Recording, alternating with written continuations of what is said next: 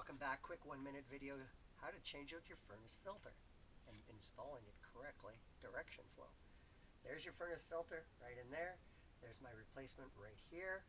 Let's get this one out and put our new one in.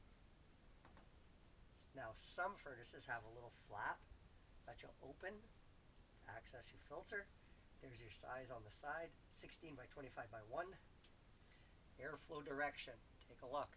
It is flowing from the cold side into the furnace. From the cold air intake, fresh air intake into the furnace. Basically just pull it out. Look at that. It's dirty.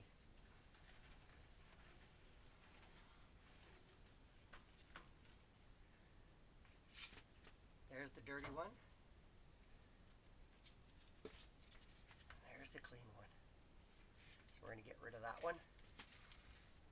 Move that out of the side. And again,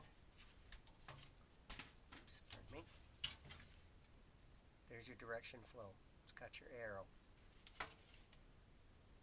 You're basically sliding that back in. There's your direction flow. Again, from the fresh air, cold air side, into, flowing through the filter into your furnace. Little adjustment, pop it in, done. Let's see how dirty this one is. This is about 3 months old. Great time to change it.